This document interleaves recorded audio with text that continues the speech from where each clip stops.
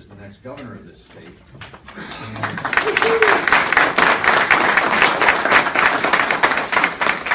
I just want to say a few things by way of introduction. First of all, I think we all know where we find ourselves today as a state. And it's really a sad thing that we are now last or near last in all of those things we should strive to be first in. And we're first or near first in all of those things we should strive to be last in, the highest tax state in America, and I can go on and on. Bob Stefanowski is uniquely qualified. There are a lot of people running for governor in both parties and even some people contemplating third-party candidacies. But not one of them has the background, the resume, the gravitas, the wisdom, and the vision, and the guts to get the job done, because it's going to be a tough job and there's going to be a lot of heavy lifting. Bob grew up in New Haven and North Haven. He went to the public schools here, went to Fairfield University, and then worked his way through Cornell University. And he'll get into a little bit of his own background and what he's done in terms of management. But I'm going to end with what Art Laffer told me Sunday evening, because it's profound. And as we go forth, I want everybody to hear this quote. Art Laffer said of Bob that Bob reminds him, Bob, his good friend, reminds Art of his good friend Ronald Reagan, and that Bob Stefanowski would do for Connecticut's economy what Ronald Reagan did for America. Boy, that's a hell of an endorsement. And please repeat that over and over and over again. I give you the next governor of the state of Connecticut, Bob Stefanowski.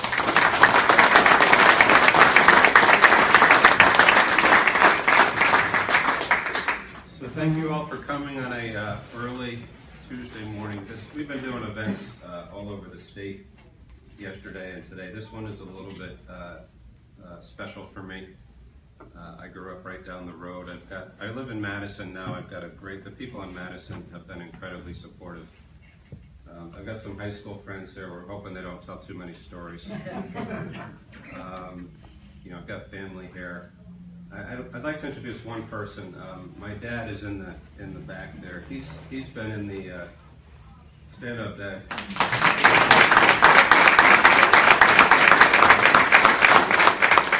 He's been in the same house over on Forest Hill Road for coming up on 50 years now, I think. So it's terrific to be here. So as Tom said, I've spent most of my career restructuring organizations. And when you think about the state of Connecticut right now, it is a big, complicated organization that needs to be restructured from the bottom up. And whether it's a big restructuring, I was chief financial officer of UBS Investment Bank. We had a $500 billion balance sheet. That was one of the bigger restructurings I've done. But whether it's big or small, there's really three things in every turnaround that I found to be important. Number one is an honest assessment of the situation. Not something driven by political views or the next election. How bad is it? And to face up to it and to make some of the tough decisions to try to fix it. The second element is what went wrong? What have we done wrong to get us in the situation that we're in? And more importantly, how do we make sure we don't prevent it? And in a lot of cases, why don't we do the opposite of what we've been doing to try to fix it? And then the third is to have a plan, and that's what we're going to talk about most today. But I want to put the state of Connecticut through the lens of those three questions. So first of all, how bad is it? I could give stats for a while, but people need to get to work, I'm sure. I'll give you three. One is we've got a $3.5 billion budget deficit that's growing by the day. We have a state employee pension plan that's $72 billion underfunded. And we've got more people on a percentage basis leaving the state of Connecticut right now than any other state other than West Virginia. Now, I don't have any problem with West Virginia, but that's turned into our peer group. So it's bad. And has our governor stepped up to that fact? This is true. I get a lot of questions on CBAC. We can talk about it in the questions. But has he stepped up to the fact that it's $74 billion underfunded? And I found that the worst thing you can do as a leader is make promises to people that you don't deliver on. People would much rather get the truth, have an honest discussion about how to fix it, and move forward. So number two, how did we get here? When Dr. Laffer and we went down, Dr. Laffer lives in Tennessee because one of the many states now that doesn't have a state income tax. And Art and I have known each other for 20 years. I tell Bill, I've got 3 daughters. He's turned 2 of them into Republicans, and the 3rd one we're still working on. Unfortunately, she went to UC Berkeley, so it's a real tough challenge. But Connecticut is about the best example we've ever seen in the history of man of how tax and spend does not work. If you look at the 15 years before Lowell Weicker put the state income tax into place, Connecticut was the fastest growing economy of any state in the country. Fastest. If you look at the 25 years since that tax went into effect, we are number 46 in terms of economic growth, and we are the slowest job creator in the entire nation. So a lot of this, and Art will talk later, a lot of this is common sense. If taxing and spending isn't working, what do? You start to reduce the tax rate. So I've got a 5-point plan. I promise I'll only plug my website once, bobforgovernor.com. The details are on that website, but I'd like to go through the 5 highlights of that today. The first tax we're going to go after is the corporate and business tax. Right now it's 9%. It is the 6th highest in the entire country. We need to create an environment where business wants to be here. And if you've got Rhode Island with a lower corporate tax, and Massachusetts with a lower corporate tax, and Connecticut with a high corporate tax, and you're looking to relocate to a state, which one are you going to pick? Taxes drive behavior. If we can get over a 2-year period, what I'm proposing is we eliminate it over 2 years. We can get companies to come back to Connecticut. We can get the companies that are here already to stay without having them pay them big subsidies to stay. That tax, that corporate tax, generates less than 5% of the spend of the state every year. So we can eliminate that tax, we can stimulate growth in the state of Connecticut, we can drive more jobs, and do it relatively inexpensively by getting rid of the taxes that we're currently collecting. Second one is the income tax. This one is the elephant in the room. And I wish I could get rid of it day one. The plan calls for a gradual phase out over 8 years. It'll be tied to revenue triggers, meaning if the economy is moving faster than we plan, we'll reduce it more. If the economy is moving slower than we plan, we'll hold off on the tax reductions at the income tax. But we need to start to move it in the right direction. We need to create an environment in Connecticut where people want to be here. Supply side economics. If you lower your taxes, people are going to have more disposable income. They're going to buy more goods and services. Businesses are going to staff up to meet it. They're going to hire people, and in the long run, you're going to have more revenue coming in. Best statistic is, if you look at, it's 1960. I think it's 9. 9 states have been foolish enough to introduce an income tax since 1960. In every one of those states, population is down, job growth is down, economic growth is down, and tax revenues are down. So you have kind of some of these theoretical arguments about whether high taxes work. Of course it doesn't work. Look at the data. It simply does not work. So reduce the corporate tax over 2 years. Eliminate the income tax gradually as we can afford it. Number 3 is to reduce the gift and the estate tax. Actually eliminate it day one. That one is a no-brainer. The gift and estate tax raises less than 1% of the annual budget. And we lose the highest paying taxpayers to states like Florida because of that. Over the last 10 years, just to the state of Florida, people leaving for the state of Florida to avoid that estate tax have brought with them $6 billion of taxable income. So we've lost $6 billion of taxable income that this state could have realized to avoid an estate tax that generates less than 1% of the budget. That is the classic example of dysfunctional government. A tax that creates a disincentive. If we can eliminate that gift and estate tax, it's less than 1% of the budget that goes away. It incents people to stay here.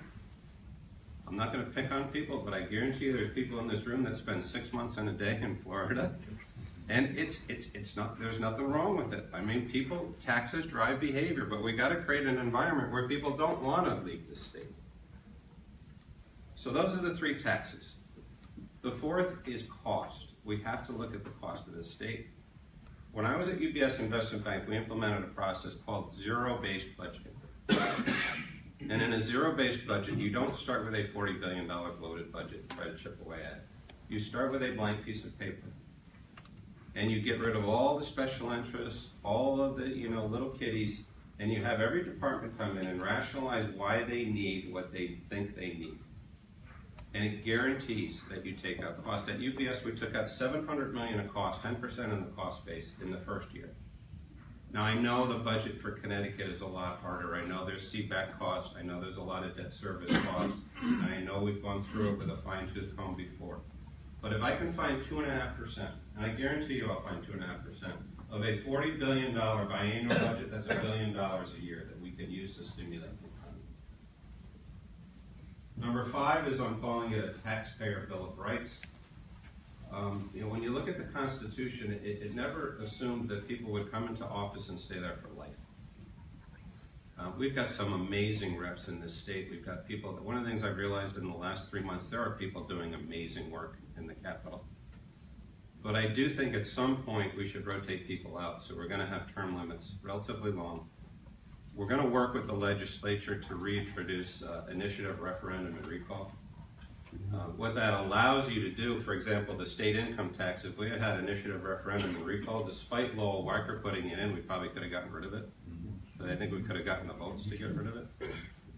And we're going to require that there be, working with the legislator, there be a supermajority requirement for any tax or fee increase, 60%.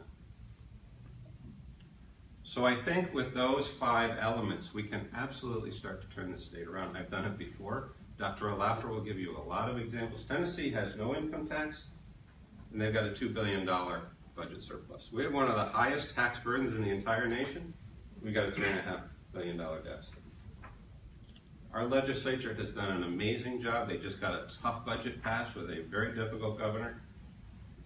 But I think the next step is to really, if you've got a governor in there that you can work with, to start to face up to some of the hard facts that we face, have an honest discussion with people. I found people find that refreshing. Show some leadership, show some gravitas, have a plan. The press beat me up on this plan this morning. I knew it was coming. There was a Democrat interview, trickle-down economics. Arthur Laffer, doesn't know what he's doing. Yeah, he didn't see that. The guy who was the chief economist for Ronald Reagan, it's very hard to say he doesn't know what he's doing. But if this plan is 50% right, it is absolutely better than where we are right now. It absolutely starts to move this state in the right direction. So we'll take questions, but I want to have Dr. Arthur Laffer come up. Amy and I have known Art for 20 years. Have a lot of dinners with him. Art likes Amy's cooking much better than mine. But the father of the Laffer curve, which by the way, the original, we think it's the original Laffer curve, is in the Smithsonian. We'll test Art as to whether it's the real one or not. But Art, come on in.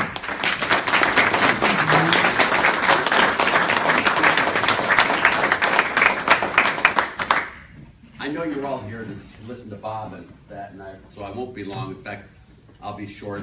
Amy told me I had to keep it short today. I explained to her that I've been short all my life. Just joking with you. But let me just start off with you on a simple thing. Why do we tax cigarettes? To get people to stop smoking or not to start smoking or to switch or do something like that. I mean, that's why we tax cigarettes. Why do we tax people who speed on the freeway? To get them to stop speeding, to slow them down. In the same vein, why do we tax people who earn income? To stop earning. Why do we tax people who employ other people? Why do we tax businesses that make wonderful products at very low cost and have lots and lots of profit? We don't tax those people to get them to stop earning income, to stop employing people, or to stop making good profits. We don't. We tax them to get the revenues to run government. But don't you for a moment believe that the same consequences don't occur with those taxes as occur with smoking taxes or speeding taxes. When you tax something, you get less of it, and when you subsidize something, you get more of it. When you look at it, if you tax people who work and you pay people who don't work, Do I need to say the next sentence to you? I mean, I said that up at Harvard, and they said, I just don't get it, Art. Yes, you can tell I'm Gaelic. So I'm a Connecticut resident for 4 years here in this wonderful state. If you tax rich people and give the money to poor people, you're going to get lots and lots of poor people and no rich people. If you have two locations, A and B, if you raise taxes in B and you lower them in A, producers and manufacturers and people are going to move from B to. I mean, that's what happens. Whether you like it or not, that is what happened. When we came in here in the U.S., and I'm just going to give you a little background of what we did in the 1980s. When we came into the U.S., we followed on the heels of Johnson, Nixon, Ford, and Carter, which I like to refer to as the Four Stooges. It's the largest assemblage of bipartisan ignorance probably ever put on planet Earth. And remember, economics is not Republican, it's not Democrat, it's not liberal, it's not conservative, it's not left-wing, it's economics. People respond to incentives, that's all there is to it. And it works for Democrats, it works for Republicans, it works for tall people like Bob, it works for short people like me, it works for fat people like me, it works for thin people like Amy. It works for all people, it's just plain incentives. That's what happens. When we came in, the U.S. had been run into the ground. I mean, literally had been run into the ground in the 1970s. Post-Kennedy, it had just been run into the ground. What did we do? The highest marginal income tax rate in the United States when we came in was 70%. The capital gains tax rate before Steiger-Hansen was 40%. We cut the highest marginal income tax rate from 70% to 28%. Do any of you remember the gas lines? Do any of you remember the oil wellhead price controls? Do you remember the excess of what they called the windfall profits tax under Jimmy Carter? The 55-mile-an-hour speed limit? Do you remember all that stuff? Do you remember the regulations that were there when Reagan took the whole book of federal regulations and dropped it? I mean, that was, you got to admit, that was dramatic, great TV on that. I mean, if you looked at all this stuff, the air traffic controllers, do you remember them? Sure. It's striking. Did you know that the air traffic controllers were the only union in America to support Reagan in the primary? Did you know that? No. Did you know the air traffic controllers were the only union in America to support Reagan's presidency in the general election? Yet it didn't stop him from doing the right thing. You don't strike against the people of America. You just don't do that. And so he, in spite of all of his love for the air traffic controllers, and he did the right thing and fired him. I mean, when you look at all of that stuff, and then you ask yourself the question, what happened? I mean, if you take a look at what happened to America, oh, by the way, we had Paul Volcker in there at the Fed who dropped the highest interest rate. Do you remember those double-digit mortgages? Remember that mortgage rates were double-digit, dropped it down, sound money. We had sound money, tax reform, free trade, minimal regulations. And let me tell you what happened to your country. You know, if you look at it from January 1st, when the tax cuts actually took full effect, 1983, January 1st, 1983, to June 30th, 1984. How long is that? Is that 18 months? A year and a half. The economic growth in the U.S. during that 18-month period, real growth, GDP growth, 12%. We grew at an average annual rate in that 18-month period of 8% per Chinese growth rates. That changes the structure of the country. This is the type of radical change that Connecticut literally needs. You're in a death spiral. It's not a little tweaking here. You need to change the direction of the state. Bob Stefanowski can do for Connecticut what Reagan did for America. If you look at the growth in the U.S. economy under Reagan, if we'd have had the same growth in employment under Barack Obama that we had under Ronald Reagan from the trough, we would have 14 million additional jobs in the U.S. today. If we'd have had the same growth under Barack Obama that we had under Ronald Reagan in GDP, we would have $3.5 trillion additional dollars of GDP.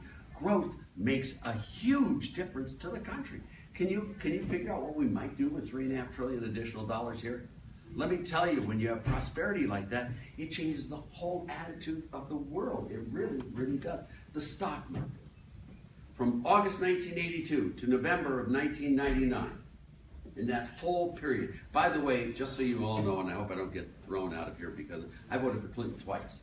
I thought he was a great president. I thought he was a disgusting person, but I would never let my daughter intern in his way. But he was a good. If you look at the stock market from August 1980 to November of 1999, the stock market was up 1,340%. Adjusted for inflation, the stock market increased 7.5-fold. That changes your 401ks. That changes your portfolios, your wealth. I mean, there's nothing wrong with a great stock market and growth as well. I mean, if you look at what happened to defense because of it as well. I mean, all of these things come together and they really make a huge difference. This is what Connecticut needs. As Bob said, and it's true, Connecticut was the #1 performing state in the nation from 1975 to 1991. You put in the income tax, they're down around the very bottom of the nation. Your unfunded liabilities, all of that. If you remember, we changed Social Security under Reagan. All of these things can be done when you have prosperity. And you know, the politics of it's amazing as well. And I'm just going to touch on the politics. In 1981, we were able to pass something that was called Kemp-Roth. We were in a very contentious political environment back then. If you'll remember the election of 1980, there were 3 candidates. Obviously, there was Ronald Reagan. There was also Jimmy Carter, the sitting president, running. And there was a guy named John Anderson, who was a Republican from Illinois, who ran as an independent because he really hated Reagan. And it sounds sort of familiar today, by the way, when you look at the politics. The internal party discord back then was really bad as well. Reagan won the election. He didn't win it by a lot, but he won the election. He won 51% of the vote. I think Jimmy Carter got 42%, and I think John Anderson got 7%. Reagan, after 2.5 months in office, if you'll remember, was shot by Hinckley. He lived, thank God he lived. But there was an outpouring of sympathy for Reagan, and his favorables went from mid-30s, 40s to 70s. It was because of that we got the Kemp-Roth passed. We got it with a lot of Democrat support. And then, of course, he made a mistake on that, which I hope we don't make in this bill. And I'm just hoping conference gets the delay in the corporate tax cut out of there. We phased in the tax cuts. And if you know they're going to cut taxes next year, what do you do this year? You defer all the income you possibly can. The next year you continue sheltering your income. If you're an evader, you continue tax evasion. Why would anyone bring their business back to the U.S. if the corporate tax rate's not going to change for a year? You know all the stuff I'm saying. We created the worst economy in 81, 82, and by the elections of 1982, we got hammered. Reagan's favorables have fallen from mid-70s down to mid-30s. He was as low, if not lower than Trump is now at that time. And then, we lost Senate seat, we lost a bunch of House seats. It was really terrible. And then the tax cut took effect. And kaboom, that rocket ship went up. We grew 12%, as I mentioned to you, in the 18 months following the tax cut taking effect. By November of 1984, we had a race with Walter Mondale. It was a very close presidential race. We only won 49 states. Let me tell you, it was a blow. And by the way, Walter Mondale, I've known him very well for years and years and years. He's a fine man, and he's a decent, good Democrat. I mean, you just don't run against God. and that's, now let me take you to the last thing, and then I'll sit down and let Bob do the stuff, because we're here for Bob. But what happened to the politics of the U.S. after the Reagan boom, the stock market boom, the job creation, the output growth, all of these things that happened? I mean, if U.S. growth under Obama had been the same as it was under Reagan, state and local tax revenues in 2016 would have been $581 billion higher. Could you guys use a couple extra bucks in the budget here in Connecticut? Yeah, $581 billion in 2016 dollars. When you see your cities going under and all that stuff, which they are, Bridgeport and Hartford, and these cities are really having problems. If you had prosperity in the nation as well as in the state, you would find a lot of revenues coming in. It would change the picture dramatically.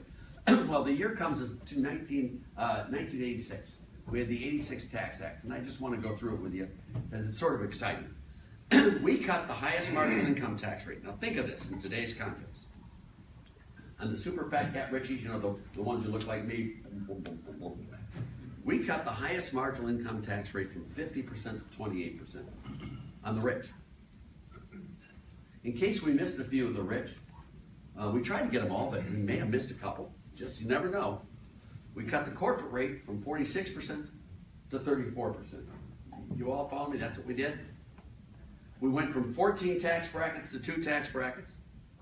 We had this lower tax bracket. We had the from 50% to 28%, and then the lowest rate was 15%. So those were the 2 tax brackets, 15 and 28. Pretty cool simplification. All right. Then it was Moynihan and Packwood sitting in a room with a bottle of scotch, the 3 of them there. The bottle of scotch, Johnny Walker and Packwood and Moynihan, and they got a little snoozed, and so they decided, let's get rid of all these deductions, exemptions, exclusions, write-offs, tax credit, all these favor grabbers and lobbyists and all that put in there. They got rid of all these deductions, exemptions, exclusions, and credits to make it exactly static net revenue neutral. They were moving towards a flat tax is what they were moving towards. All right? They did that.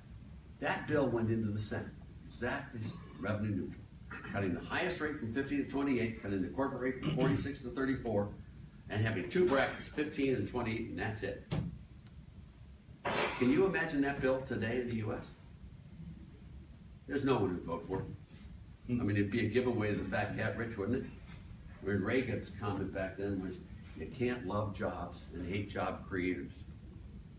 Phil Graham's statement was, I've never been hired by a poor man. You know, when you look at, but that was the moment. The vote in the Senate in 1986, 97 to 3. 3 senators voted against it. Paul Simon from Illinois, you remember that got a little bow tie and all that? Levin from Michigan, he voted against it. And Melchior from Montana voted against it too. 3 Democrats voted. All the rest of the Democrats voted for it, as well as all the Republicans. Alan Cranston, Mr. Lefty Wefty from California, he voted for it. Howard Metzenbaum from Ohio, Mr. Death Tax himself, he voted for it. My next door neighbor and one of my dearest friends, by the way, voted for it. A guy named Al Gore. He lives just down the street, 2 blocks down the street from me. I did the blurb on his new book, The Future. I think he's a phenomenal person. He voted for it. He said that bill led to prosperity for the next 20 years. Told me that last year. The best bill he ever voted for, he said. The tall and pink guy, what's the guy's name from New Jersey? Bill Bradley, he voted for it. The guy from Connecticut, what was his name? Chris Dodd, he voted for it. The senator from Delaware, what was his name? Joe Biden, he voted for it. Teddy Kennedy voted for it. House members who voted for it. Barbara Boxer voted for it. Harry Reid is a congressman from Nevada, he voted for it. Dick Durbin, a congressman from Illinois, he voted for it. Charlie Rangel, New York, congressman, voted for it. Even little Chucky Schumer voted for it. Can you believe it? Listen to him today and ask him why he voted for that bill. And of course, you know why they voted for that bill. It's the right thing to do. If you go back and look at their press releases at the time, I could have written each and every one of their press releases. There's nothing that takes dysfunctional government and eliminates it and brings the parties together to make bipartisan economic growth and good supply-side democratic economic capitalist prosperity. That's why I'm here. I'm supporting this guy, Bob Stefanowski. I think he's just wonderful. He can do for Connecticut what Reagan did for America, and you guys need it. And we in Tennessee desperately need a prosperous Connecticut as well. We're all in this tub together. And I'm going to leave you with 2 Jack Kennedy quotes, because I'm a Kennedy Democrat and a Reagan Republican. The 2 of them, there is a rising tide that raises all boats. Connecticut's prosperity is Tennessee's prosperity. Believe me when I tell you, it is. And the other one I want to give a Kennedy quote is, the best form of welfare is still a good, high-paying job. Thanks.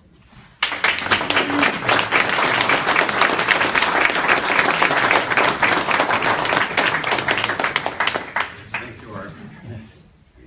So I want to make sure people are free. If you have to go to work or whatever, we're going to do questions for a while, but if you need to get up, you're not going to hurt my feeling. But why don't we, either Art or myself, you can ask Amy a question if you want, whatever. I want to ask your dad a question, what you were like as a little kid. Was he as rotten as he is now? Was he as bad as he is now? As a little kid? Worse. Yes. Back during the Reagan years, Ronald Reagan would get on TV, and he would do, and you said these little things, when he dropped the, and then there was some other stuff with dollars going on. Yeah. And people responded to that. I was an independent at the time, by the way. And people responded to that. It was a good graphic. And I think people need good graphics. You're going to be on TV. Yeah. And you just can't do it. I was already. My kids told me my hair was very greasy. Don't you love kids? Sorry, go ahead. But I mean, there's got to be something that will hit somebody over the head Yeah, on the other I side. absolutely agree. And I don't know what that is, very frankly. We're working on it. I mean, here's a great example. This, you probably can't see it in the back, but in 1976, here are the states that had either a gift tax or an estate tax. Here's today.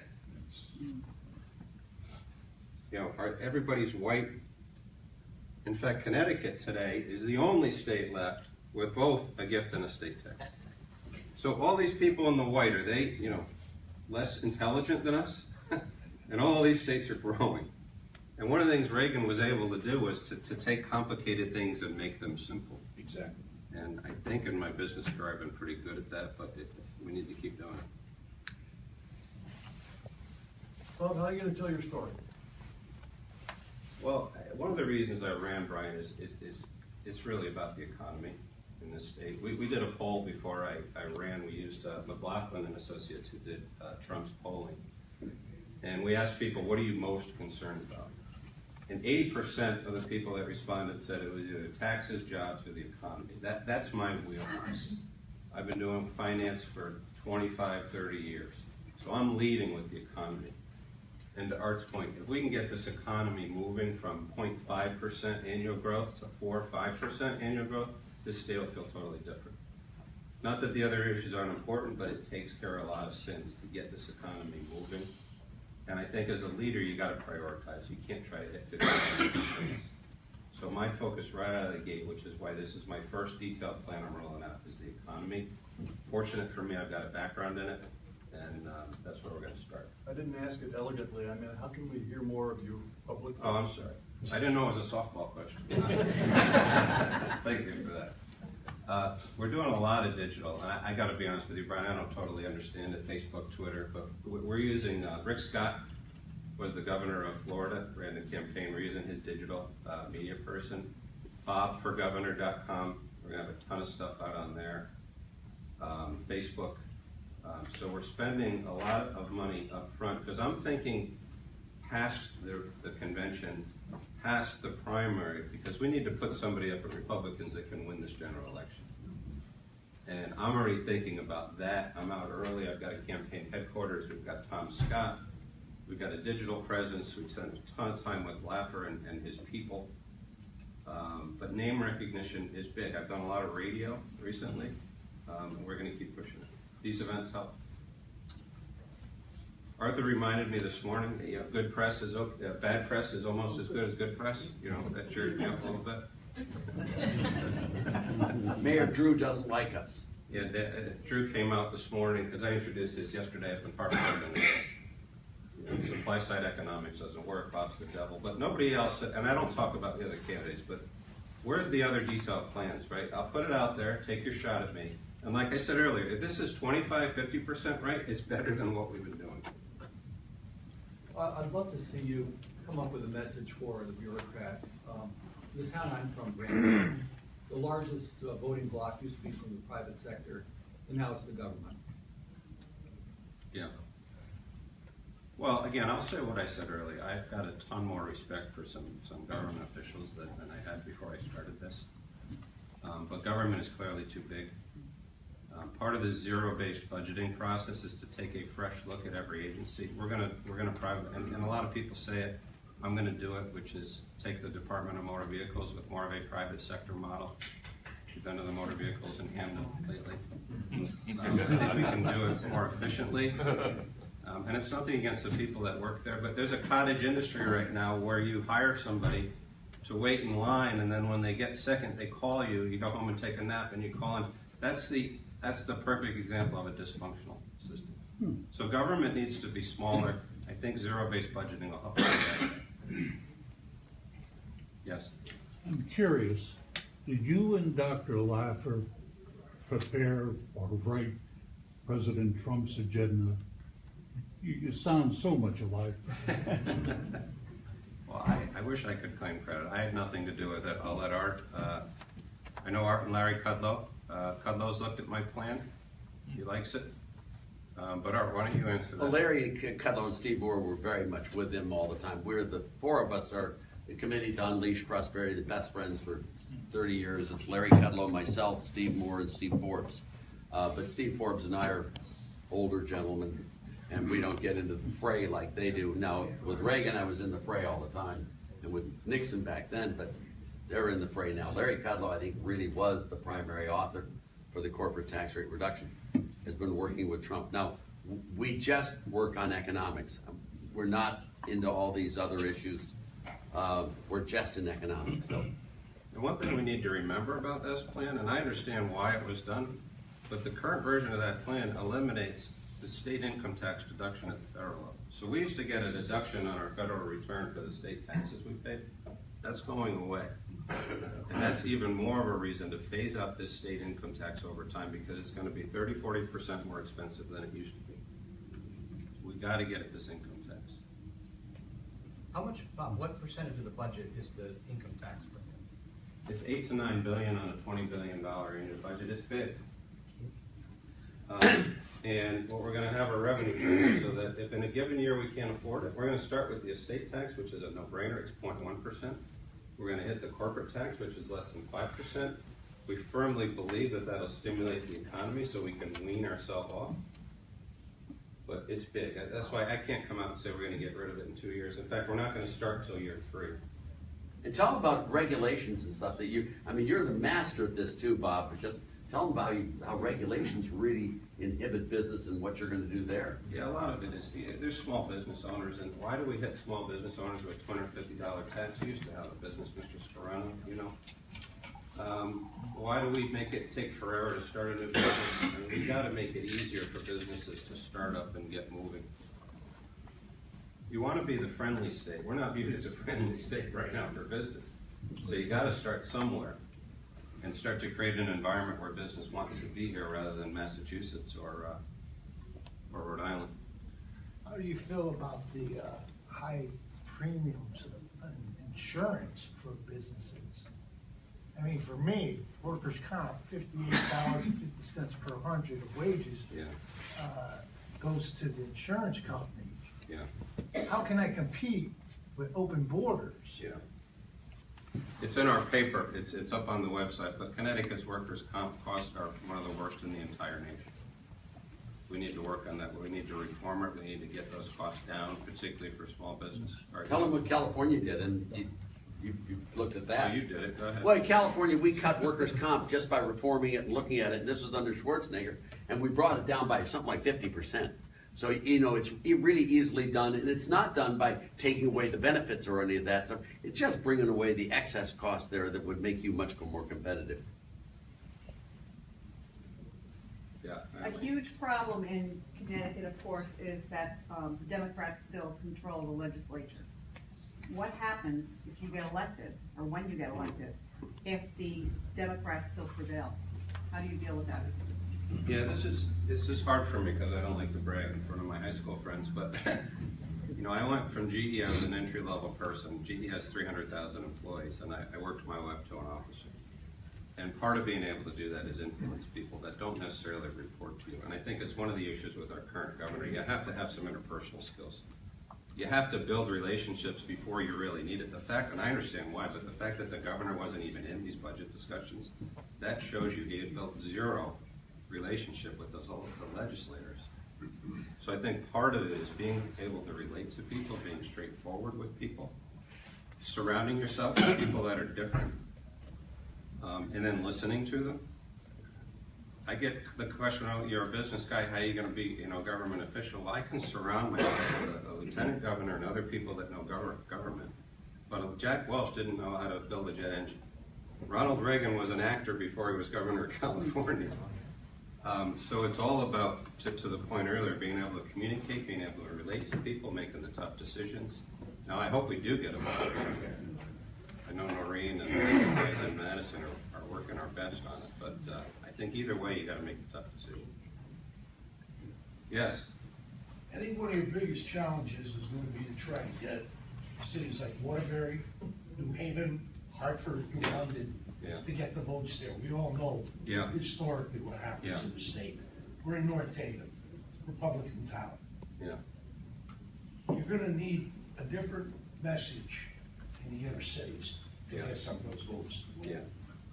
I agree with you, and I'm not under the delusion that I'm going to get a majority in New Haven with Rosa DeLaura. Peace. That's But I grew up in, born in New Haven, grew up in North Haven. I don't have anything against Fairfield County, but I've got a little bit different background. I think we have to chip away at those states. You can't ignore them because you can't win without them, and we've got to get some Democrats to come over the line. But I grew up in New Haven. I worked in Fairfield County. Amy and I met at the Gold Building in Hartford. So I've worked in some of the bigger cities. I think I can relate to that. When I go to the Republican town committees, it's going very well.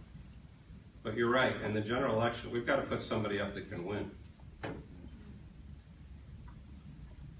Cindy, my sister-in-law, just for open disclosure. I know nothing about politics, so this is all new and refreshing for me. I have two comments. One, keep it simple so people like me can understand what you're doing. Got it. Don't talk, I call it the swirly talk. While people talk up here and pretend they're all that and intelligent, bring it down to the level where the majority of the people are. Got And I it. think you do a great job doing that. And second of all, you hit the nail on the head when you said, when you're making money, things run smoother. Bring it down to people's households. Yeah. I know my household runs better when I have more money in my bank account. Yeah. And I'm not stressed about paying my electric bill, my cable bill. You know, when we have Right. a little more disposable income, it makes life go, does it make it perfect? No. It just makes it a little better. Right. So I think it's two things you should continue to focus on. And to be a good leader is to surround yourself by people who are experts in other areas. I think you're doing a great job. Thank you, Cindy. I didn't expect anything different from you. Yes. You mentioned the pension problem that we have. Yeah. It's underfunded by $78 billion. Let's relate it to somebody's household. Let's say that's somebody's mortgage of 72 or 120,000, whatever. How do you get that paid down? Yeah. When I mean, how do we meet those obligations? How fast do you think we can replenish that budget? Or should we just eliminate, try to eliminate the pension structure entirely? Yeah. I'll say what I said earlier, which is I don't think as a leader kidding people is really what you should be doing. And this isn't just in the law. I think our politicians have been making promises to state employees for 8 years now, not probably longer, that they haven't funded. And we need to face that fact. Should we stop making those promises? Well, we should start with growing the economy, and that'll create more. If you look at the stock market over the last couple of days, because of Dr. Laffer's plan, it is way up. Now, that's going to help these assets in the pension plan appreciate. I also think we could do a better job than Denise Napier is doing in terms of where those assets are invested. You don't want to take a ton of risk, but you can get returns that'll shrink that budget. Then you go to zero-based budgeting and you take out costs where you have to. But even after all of that, I don't think anybody thinks we're going to find $74 billion over the next 10 years. What you need to do, in my view, is give people security that those benefits are not going to go away. You don't want people losing sleep overnight that it's going to suddenly go away. At some point, and I'm not there yet, at some point you may have to look at additional contributions towards those benefits, but the last thing you want to do is take it away from people that have been working hard, contributing that plan for over 10 years, made promises by politicians that never funded it. But you can't ignore it either. And we got to look at it. I can't tell you how fast the economy is going to grow nationally over the next 2 years. I can't tell you how quickly the pension assets will appreciate. I suspect it's not enough to close a $74 billion gap, but we got to start somewhere.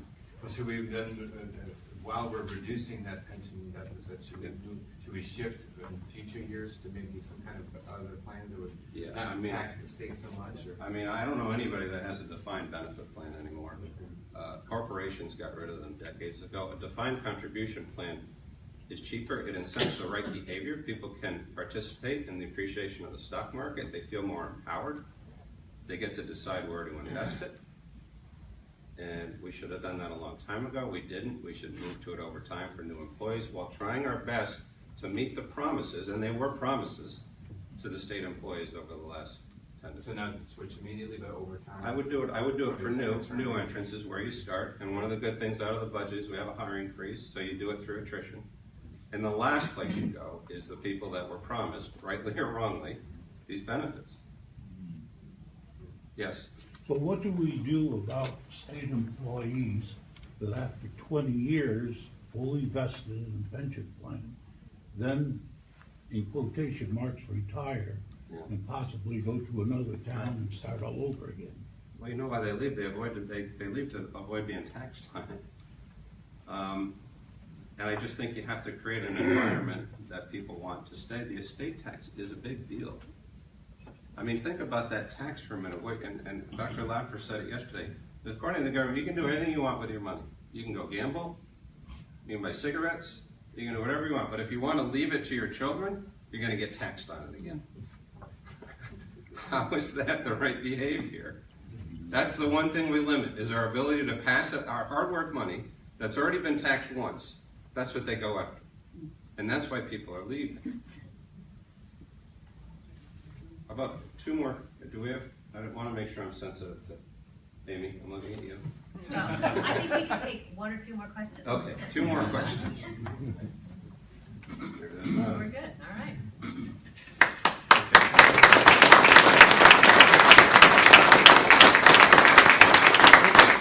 Thank you all for coming. Art will be around for a while. If you want to say hi to Art, get your picture taken. I promise I won't be in it.